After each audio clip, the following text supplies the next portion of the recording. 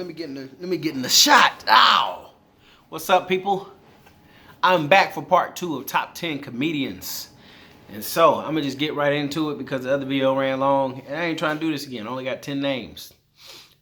10th position is controversial. I got Bill Cosby at number 10.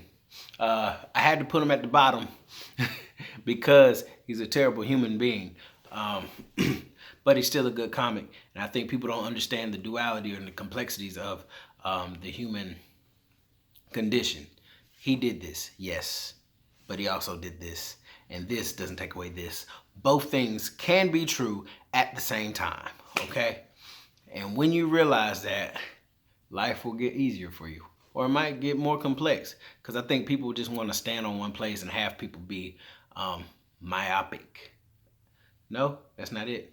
Okay, people have a myopic view of people. Like, it's very black and white. It's very good and, it's very good and evil. Like, if you're evil, you can't be good. If you're good, you can't be evil. Like, nah, it's not the case.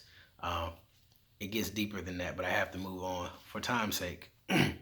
Number 9 goes to Mike Epps. Mike Epps has a new special out right now. Only One Mike on Netflix. Cool stuff.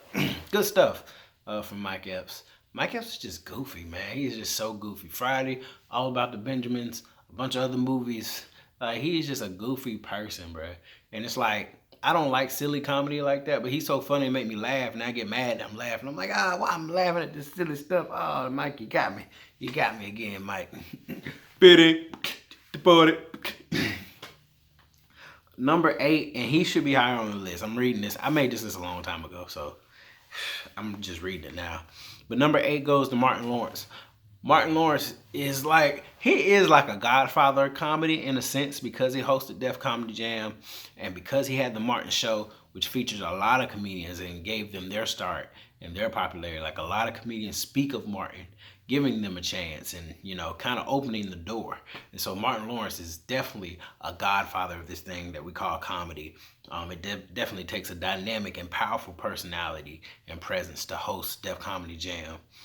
When you have so many iconic comedians come from that outlet, you also have the Martin sitcom, which is one of the most popular sitcoms amongst African Americans, and it's definitely a cornerstone in our culture.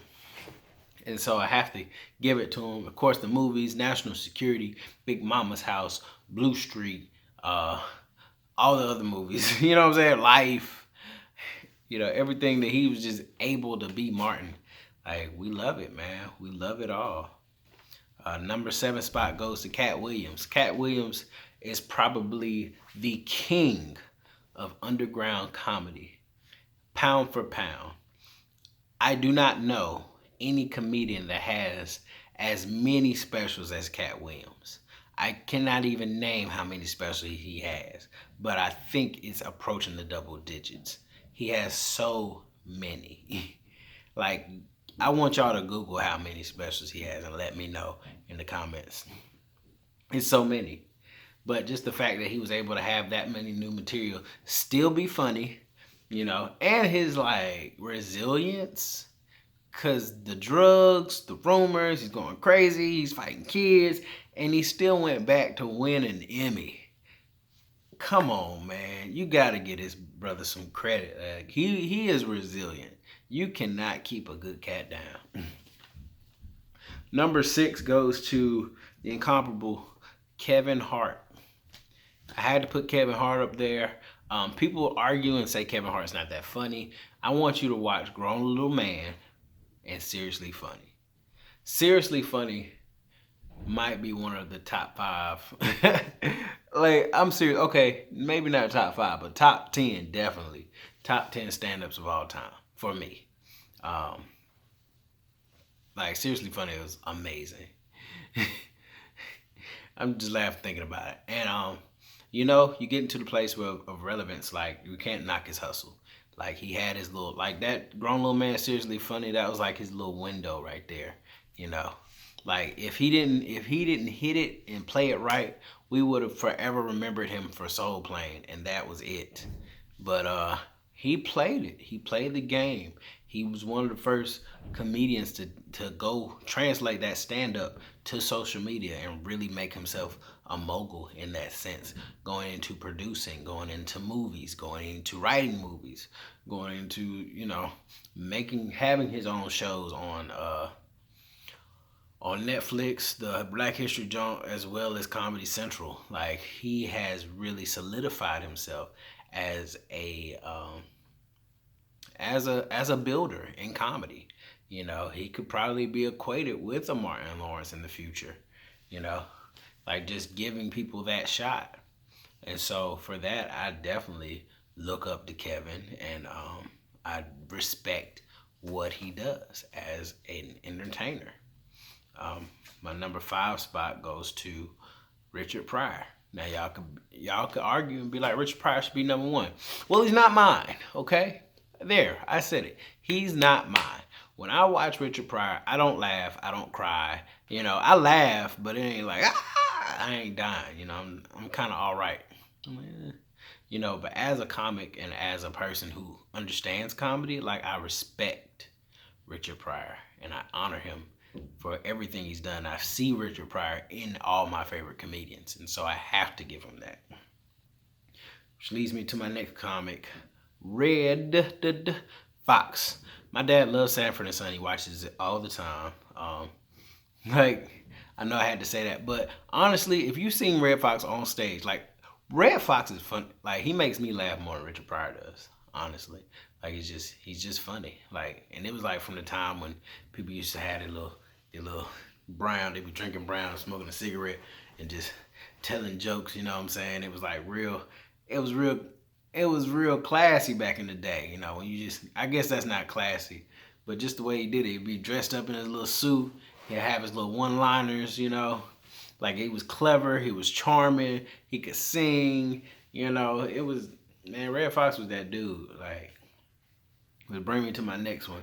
I had to do the whole Harlem Nights trio. Eddie Murphy, who should probably be number 1. Like, I wasn't gonna give Richard Pryor number 1, but I probably should have gave Eddie number 1. The only reason I did not give Eddie number 1 is because he doesn't have a lot of comedy specials. The comedy specials he do have are iconic. They stand alone. Delirious and Raw are probably in the top 10, both of them. And so just what he's able to do as a writer, writing, Boomerang and Coming to America, and did he write Trading Places? I don't know, but the acting as good as he does, like his Dreamgirls, the dramatic role, and like, he's just so funny. Shrek, freaking everybody loves Shrek. Come on now, like, Norbit, Bowfinger, like, everything, bruh. Like, he is like the GOAT. He is literally the GOAT. Like, when it comes to comedic acting, comedic writing, he's the GOAT. Like, nobody's touching him. Stand up, GOAT. Style, like, he just had the pizzazz. He just had it. He just had it, man. I give my number 2 to Chris Rock. Chris Rock is like one of the most. I love his presence. I love the way he walks, and he's just matter of fact. I feel like he really carved out his own style, and I love it. Like, I really like Chris Rock. Like, I just think, when I think of skilled, intelligent comedians and people that just get comedy, I think Chris Rock, man. Like, he may not be as naturally talented as most people on the list, but I feel like he just has that work ethic. Like, he understands. Like, he's just smarter. Like, he gets it. Some people are just naturally funny. Chris Rock is just smart. My number 1, I'm sure y'all not surprised, the only person you haven't heard on this list yet, Dave Chappelle. Dave Chappelle came to me in a place, like, in my pivotal developmental stage. Like, I was like 12 or 13 when the Chappelle Show came, and it was like, I'm going through high school, and everybody like, I'm Rick James, and he, like, formed a whole culture in that time, like, with his music and everything. Like, Chappelle Show was iconic.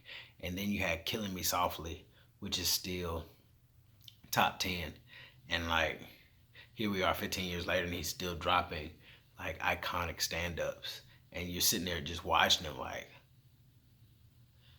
this, like nobody's touching this dude. Like you're literally watching the best at whatever. Like going to a Dave Chappelle comedy show is like going to a Jay-Z concert. You know, it's you just like, yo, I'm watching the best right now. And maybe not the best of all time, but I'm watching like the best that's out right now. Like a person that's literally at the top of their game. It's like watching Tom Brady. You know, it's just like you start to understand why they're like not all the way human. They're like they're just something different. And you just like, yo, that's amazing. And so that's my top 10. Fight me.